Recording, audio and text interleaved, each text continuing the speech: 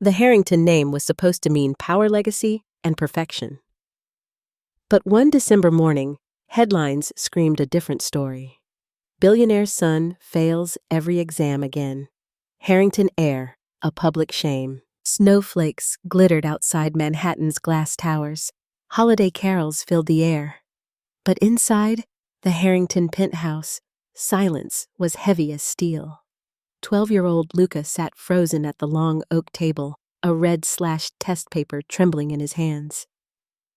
His father, Damian Harrington, didn't shout. He didn't need to. The weight of his disappointment pressed harder than any words. Tutors had come and gone, each leaving with polite apologies and useless binders. Nothing worked. Luca's failures were now trending hashtags mocking the empire's only heir. Damian's jaw tightened as he uttered his coldest verdict yet. One more failure, and you're leaving this house for a military academy.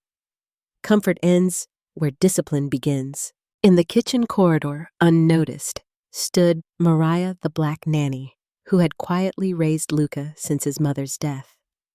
At her side was her own daughter Zuri, clutching a sketchbook filled with drawings of trains, bridges, and number maps. She watched the billionaire's son crumble under pressure and felt her chest ache. Outside, Christmas lights twinkled across Fifth Avenue, but inside the Harrington mansion, one boy's future was dimming fast.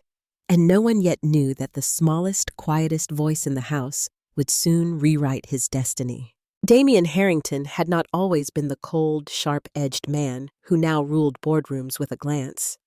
Years ago, he had been a husband who laughed easily and a father who dreamed of teaching his son how to ride bikes in Central Park. But when his wife Elena died suddenly from a winter illness, something inside him froze. He built walls of glass and steel around his heart the same way he built his financial empire. Business thrived. Family did not. For Luca, childhood had been a blur of tutors, bodyguards, and piano recitals where his father's seat sat empty. The boy carried a burden he couldn't name, not just grief for his mother, but the constant sense of falling short. Each failed exam, each clumsy mistake, became a headline because of the name he carried. Cameras loved the Harrington heir, but only when he stumbled. By the time he was 10, Luca had developed quiet rituals to manage the storm inside him, lining up pencils by shade-tapping rhythms on his desk, holding his breath just to feel control. But when the fluorescent lights buzzed overhead and the questions on the page blurred, all rituals collapsed. His mind, bright in its own way, refused to perform on command. And in the silence afterward, his father's eyes told him everything: you are not enough. Mariah the nanny had seen this pattern unfold for years. She was not just an employee. She had become a shadow guardian since the day Elena died. Hired to keep order in the house, she found herself patching wounds no paycheck could cover. She whispered lullabies when Luca woke screaming in the night. She brought him cocoa on mornings when he refused to leave his bed. But her voice, warm and steady, could never silence the crushing expectation of being a Harrington. Her own life carried scars, too. A single mother, Mariah had fled a broken marriage with nothing but her infant daughter in her arms. She had once dreamed of being a teacher, of filling classrooms with color and hope. Instead, she traded chalkboards for mop buckets, lesson plans for laundry schedules. Yet she never let bitterness poison her. She told Zuri stories each night of constellations of hidden maps and numbers of how learning could feel like play. Zuri grew up between marble hallways and the quiet corners of privilege she did not belong to. She saw Luca differently than the rest of the world did. To her, he wasn't a failing heir, but a boy suffocating under spotlights too bright. She noticed the way his hands shook at the sight of exam papers, the way he crumpled under silence. She recognized it because she too sometimes felt invisible in a world that dismissed her as just the maid's daughter. And yet her mother's gentle wisdom gave her tools Luca had never been offered. When numbers overwhelmed him, Zuri turned them into stories. When formulas blurred, she sketched pictures. She carried in her little hands the legacy Mariah thought she had lost the heart of a teacher.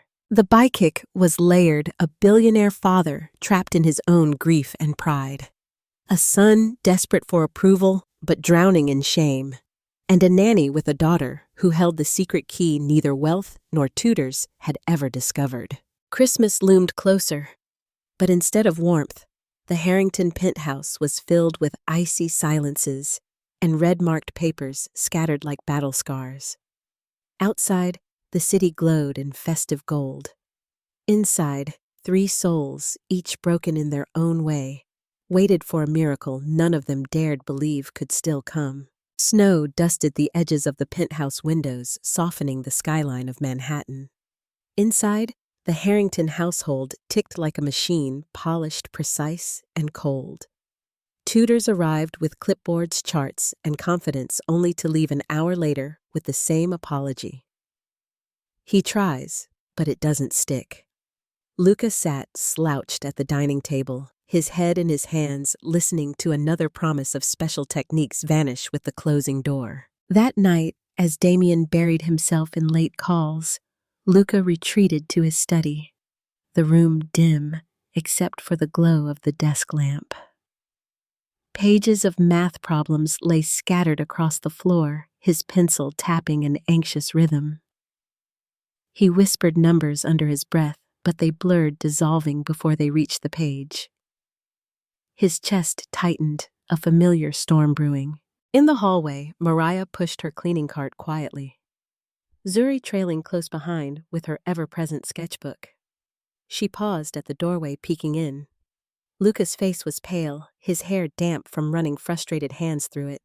He looked less like the son of a billionaire and more like a boy fighting a battle no one else could see. Zuri's eyes softened. She tugged her mother's sleeve, whispering, "He's not lost. He just needs a map." Mariah frowned, half stern, half tender. "Zuri, this is not our place." But Zuri couldn't let it go. That night, while her mother tucked linens in the guest room, Zuri slipped back into the study. In her hands was a small card she had drawn 2 trains leaving stations at different times, arrows meeting at a bridge, each step broken into tiny pictures. She laid it on the corner of Luca's desk. When he noticed it, he frowned. "What's this?" "A story," Zuri whispered. "Every problem is a story. You don't have to see all the numbers at once, just walk through it." Luca almost crumpled it in irritation, pride bristling. Why should he, the Harrington heir, learn from a maid's daughter? But something in her calm voice made him pause. Against his instincts, he traced the arrows. Train A, Train B, a bridge. For the first time in months, the numbers didn't scatter. They lined up. He blinked, startled. "Try another," Zuri urged, her eyes shining. She tapped a gentle rhythm with her pencil, a steady beat that seemed to slow the chaos in his head. Together, they walked through another problem, and another.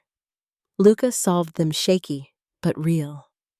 For the first time, he laughed, a quiet, disbelieving sound. Mariah found them there minutes later, her daughter leaning over the billionaire's son. Their heads bent close, the air charged not with frustration, but with possibility. She opened her mouth to scold, then stopped. The light in Luca's eyes was something she hadn't seen since Elena's death. Over the next days, Zuri became a secret tutor. She turned fractions into pizza slices, sketched on sticky notes equations into dance steps, word problems into cartoon scenes. Luca began to wait for her visits, hiding his excitement under a practiced scowl. Slowly, practice scores climbed from disaster to something close to hope. One evening, as Christmas lights blinked on the streets below, Luca solved a practice test nearly perfectly. He looked at Zuri, breathless. "Do you think I can really do this?" Zuri grinned, handing him a fresh card. "You already are." In that moment, amidst the scent of pine from the Christmas tree, Mariah had insisted on decorating. Luca felt something he hadn't in years, the weight lifting.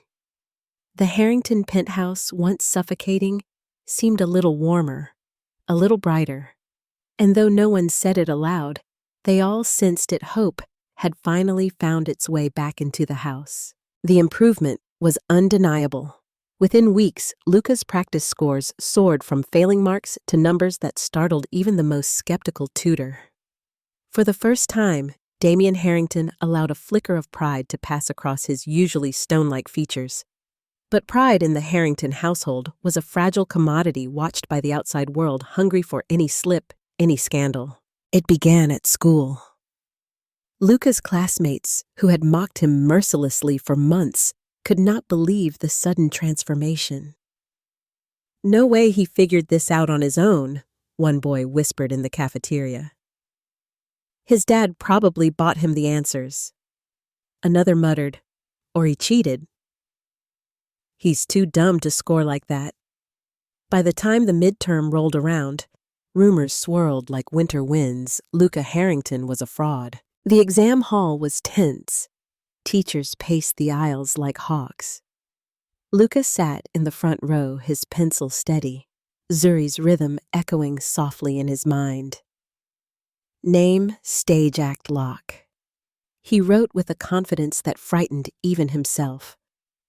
By the final bell, he had completed every page. But before he could breathe relief, the proctor's sharp voice cut through the silence. "Mr. Harrington, stand up. Solve problem 12 on the board. Now." The room froze. Whispers rose. Luca's heart pounded. For a second, the panic threatened to take over, but then he remembered Zuri's map. Slowly, he walked to the board marker, trembling in his hand. He began to speak the steps aloud, steady, rhythmic. Trains crossing a bridge, numbers falling into place.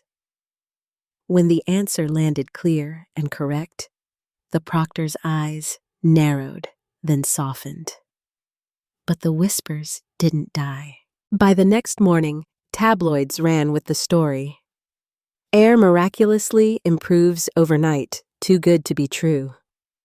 Headlines speculated about hidden tutors, unfair advantages, even planted exam papers.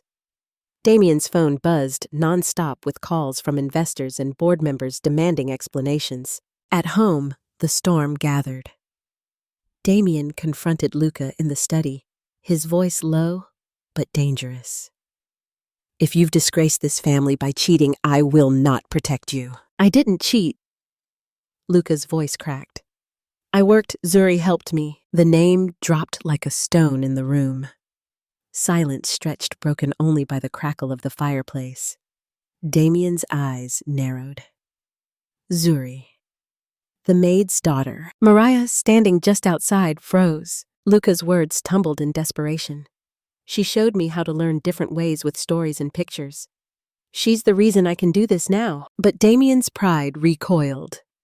To admit that a servant's child had succeeded where elite tutors had failed was unthinkable.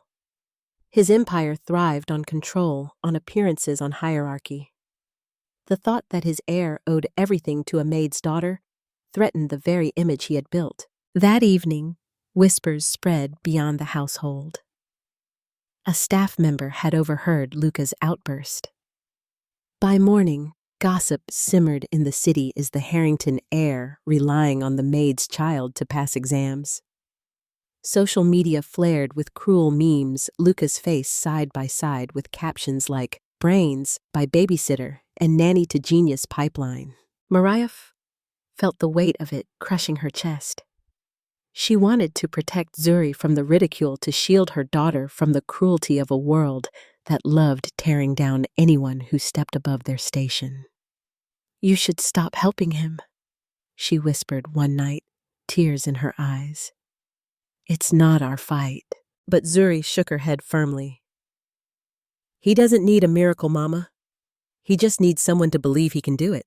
The final blow came days before Christmas. A tabloid splashed Damian's photo on its front page with the headline, "Billionaire's Legacy, Saved by Maid's Daughter." At the board meeting that afternoon, Damian endured hours of thinly veiled mockery. His empire, his name was becoming a punchline. Fury ignited. That evening, Damian summoned Mariah to his study. His words were clipped, his tone like ice. Your daughter is no longer to involve herself with my son. This house pays you to keep order, not to meddle.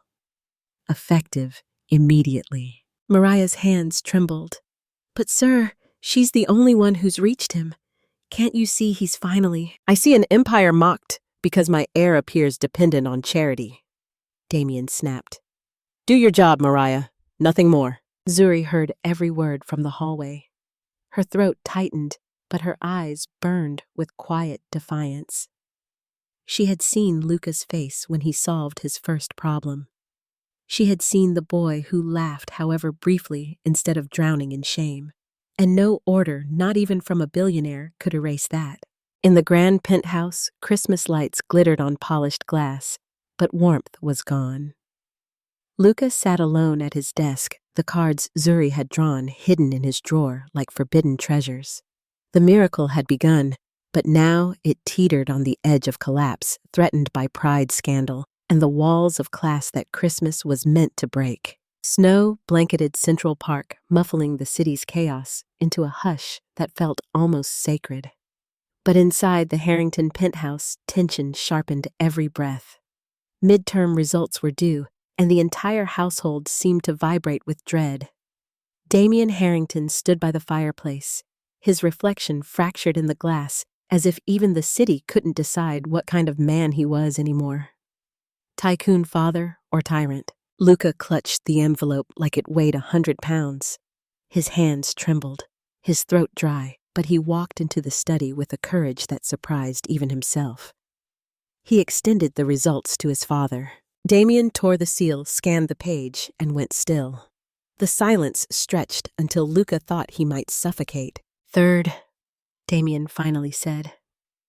His voice was quiet, but every syllable struck like a hammer. From last place to third in the class. Luca's breath caught. For a moment, joy flooded him. He had done it. He wanted to run straight to Zuri and share the news to thank her for every sketch, every whispered rhythm. But then he saw his father's jaw tighten. Damian's voice dropped lower. And yet the city mocks us. They say you didn't earn this, that a maid's child handed it to you. His gaze was sharp enough to cut. Tell me, Luca, was it you, or was it her? The boy's chest heaved. He thought of all the nights he had stared at blank pages until Zuri's tiny hands had slid a card before him. He thought of her quiet voice saying, "Every problem is a story." The truth pressed against his lips like a tide. It was her, he whispered, then louder. It was Zuri. She showed me how to see it differently. I tried so hard, Father, but without her, I'd still be failing. Damian's face darkened. Do you understand what you're saying? That my heir is a charity case? That the Harrington name, our empire, was rescued by the maid's daughter? Yes, Luca cried. His voice cracked, but he stood his ground. Because she believed in me when no one else did. Not you, not the tutors, just her. The words echoed through the study, defiant and raw. Later that evening, the Harrington Christmas Gala began. Guests filled the penthouse, board members in velvet gowns, reporters with cameras flashing society figures eager for gossip. The tree glittered with glass ornaments, champagne flowed, and the scandal buzzed beneath every polite smile. Damian had invited them all to reclaim control of the story, to show that Harrington pride remained untouchable. When the time came, Damian mounted the staircase, landing Luca at his side. Reporters surged forward. Mr. Harrington, how do you explain your son's sudden rise? Did he receive special instruction? Was there cheating involved? Damian raised a hand for silence. My son's results speak for themselves. Discipline and perseverance, these are Harrington values. Luca felt heat rise in his chest. The lie pressed like a stone against his ribs. He glanced at the glittering tree, at the crowd, hungry for answers, at Zuri standing near the servants' entrance, her sketchbook clutched tight. He couldn't stay silent. Not anymore. That's not the truth. Luca's voice rang clear, cutting through the noise. The crowd hushed instantly. His knees shook, but his voice grew steadier. I didn't do this alone. Zuri helped me. She showed me a way to learn when everyone else gave up on me. Gasps rippled across the hall. Reporters scribbled furiously. Damian's face paled, his hands tightening on the banister. She taught me to turn problems into stories. Luca continued, his voice trembling but fierce. She gave me courage when I thought I was broken. Without her, I wouldn't be here. You can call me weak, call me a failure, but don't take away what she did. She deserves the truth. All eyes turned to Damian. The weight of empire pride and legacy pressed on his shoulders. Denying it would be easy. Protecting the Harrington name had always come first. Yet when he looked at Luca, chest-heaving eyes blazing with conviction, Damian saw something he hadn't in years: Elena's fire. His late wife had fought for truth no matter the cost, and now their son was standing in that same light. Damian's voice, when it came, was rough. Yes, he said slowly, it's true. Cameras exploded in flashes. Murmurs surged into a roar. But Damian pressed on. I paid for tutors with credentials longer than their resumes. None reached him. But a child in this household, Zuri, did what experts could not. And that deserves recognition. He turned, extending his hand toward Zuri. She froze, stunned, then stepped forward under the blinding lights. Damian rested a hand on her shoulder. The Harrington Foundation will create a scholarship program for the children of our staff, starting with Zuri, because brilliance doesn't come from money, it comes from being seen. The room erupted. Some applauded politely, others with genuine awe. Reporters shouted questions. Cameras captured every second. For once, the Harrington story was not about scandal, but about an empire humbled by truth. Luca exhaled in relief, tears pricking his eyes. He stepped to Zuri's side, slipping his hand into hers. Thank you, he whispered, his voice breaking. Mariah wept quietly in the back, her heart swelling with both pride and fear. She had raised her daughter to believe in kindness, and tonight the whole city had seen it. As the gala continued, the Christmas tree glowed brighter, its lights reflecting in the glass walls. Outside, snow fell in soft curtains, blanketing the city in white. Inside, a billionaire father, a broken son, and a maid's daughter stood together in a truth that had nearly torn them apart, but instead became the beginning of something new. It wasn't polished, it wasn't planned, but it was real. And in that raw, vulnerable moment, the Harrington family stepped into their miracle. Christmas morning arrived softly, with snow drifting past the tall windows of the Harrington penthouse. Outside, the city gleamed in festive gold bells, chimed from St. Patrick's children tugged sleds across Central Park. But inside, the air carried a warmth that had long been missing. For once, Damian Harrington didn't begin the day with a phone call or a stiff command. He came downstairs in a dark wool sweater, his late wife Elena's favorite scarf folded loosely around his neck. The sight that met him stopped him in his tracks. On the living room rug, Luca and Zuri were huddled together, their heads bent over a gingerbread house, leaning precariously to one side. Sticky icing smeared their fingers, gumdrops spilled like jewels around them. They were laughing real, unrestrained laughter that filled the high-ceilinged room. Damian's chest tightened. For years, this house had been a mausoleum of silence and discipline. Now, somehow, it sounded like home. He cleared his throat. Both children looked up startled, but Damian's face was gentler than they had ever seen. He stepped closer, voice low. Luca, yesterday you showed me that true strength isn't perfection, it's resilience. I am proud of you, son. The boy blinked, stunned. His father's praise had been a dream he had given up on. Tears pricked his eyes as he whispered, Thank you, Dad. Damian turned to Zuri. His voice softened further. And you, young lady, you reminded me of Elena. She believed in teaching with patience and heart. You gave my son something no tutor or dollar could.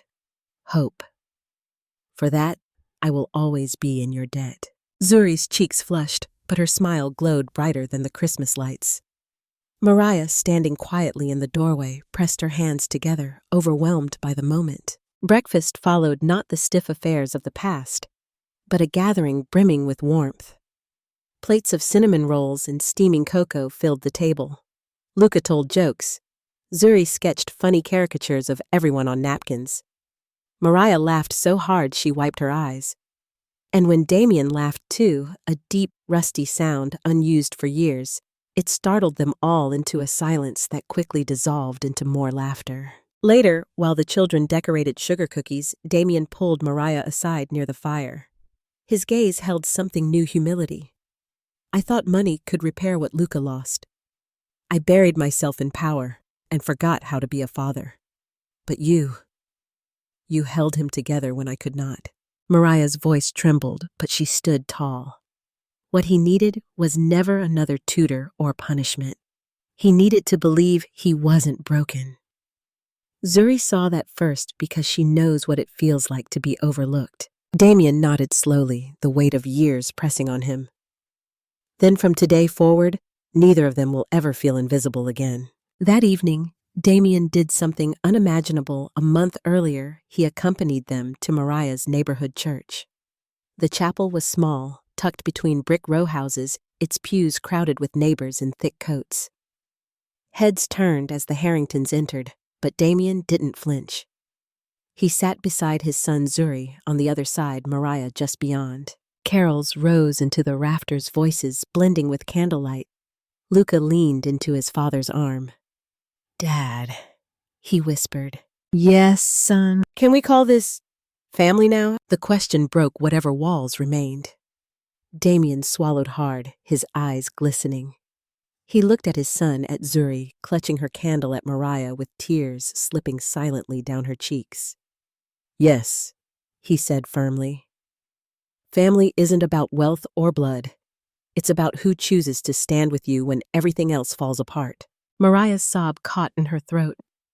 Zuri's smile widened until it lit the pew like a lantern. Back at the penthouse, the Christmas tree glowed as never before. Damian raised a simple glass of cider, not champagne, to second chances, to the voices once ignored, and to the miracles that remind us what matters most. Snow fell steadily outside, wrapping the city in peace. Inside, laughter and love spilled into every room where once there had only been silence. The Harrington name would continue, but not as a story of power and pride. It would be remembered as the Christmas when a billionaire, a black nanny, and their children found healing love and the courage to be a family again. Because miracles aren't lightning from the sky. They are quiet moments of truth, born of love, that heal the deepest wounds.